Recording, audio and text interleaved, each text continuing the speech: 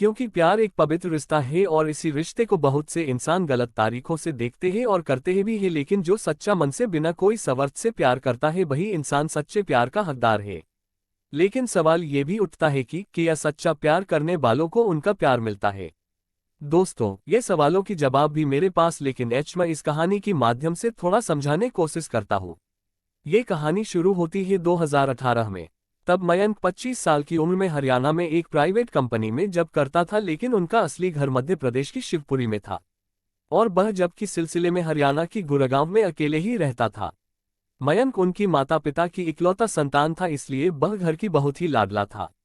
मयंक की ऑफिस हर हफ्ते की रविवार को छुट्टी रहता था और मयंक को उस दिन छुट्टी मिलने के कारण वह हर रविवार की शाम की वक्त उनके घर से थोड़ा दूर एक पार्क में घूमने के लिए जाता था। मयंक ने एक दिन रविवार को पार्क में घूमने के लिए गया और वह थोड़ा पार्क में योग व्यायाम किया और थोड़ा थकान महसूस होने पर पार्क की एक बेंच में जाकर बैठ गया।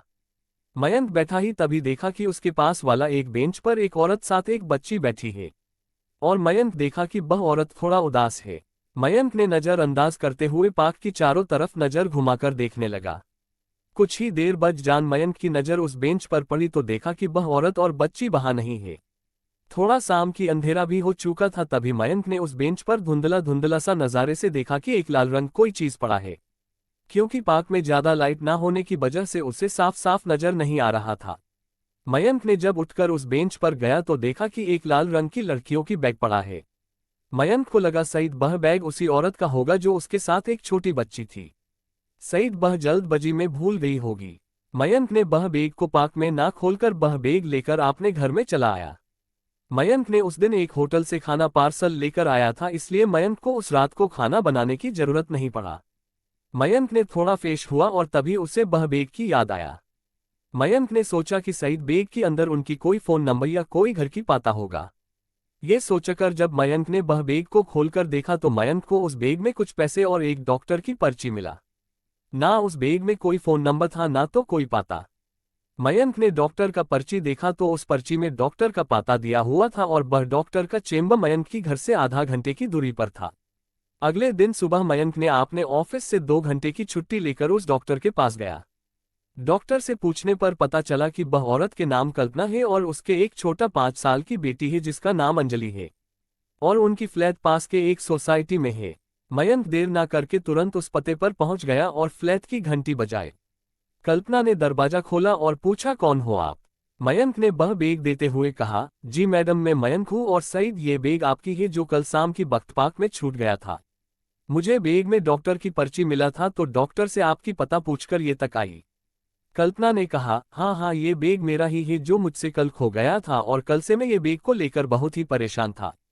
ये कहते हुए मयंक को घर के अंदर बुलाया और बैग लौटाने के लिए कल्पना ने मयंक को धन्यवाद कहा। मयंक ने कहा, आज नहीं कभी दूसरे दिन आऊंगा।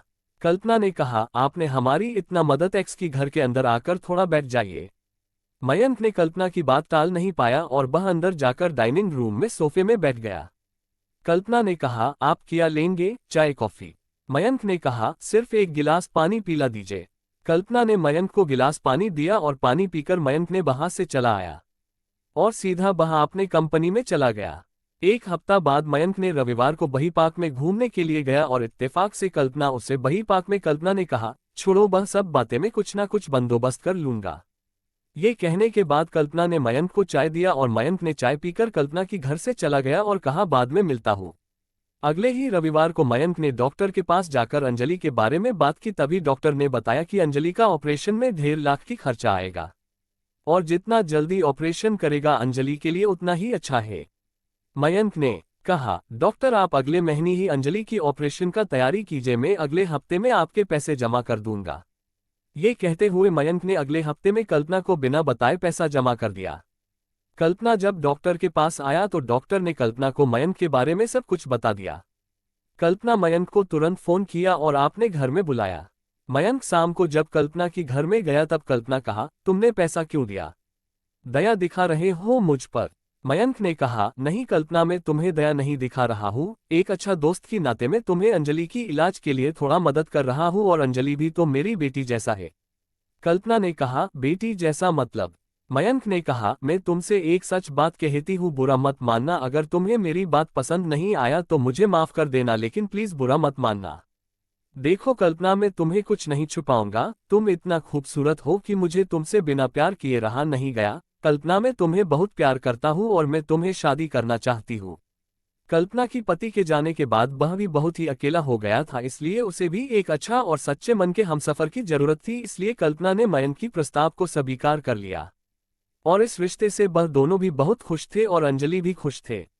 वह दोनों फैसला किया कि अंजलि के ऑपरेशन के बाद ही शादी करेंगे। एक महीना के बाद अंजलि का ऑपरेशन बहुत ही अच्छे से सफलता के साथ हो गया और उसके बाद दोनों कोर्ट में जाकर शादी कर लिया। पहले तो मयंक के माता पिता उसकी शादी को नहीं माना था, लेकिन एक साल के बाद वह दोनों को अपना लिया था। अब मयंक और कल्पना अंजलि के साथ अपने जिंदगी में बहुत खुश है।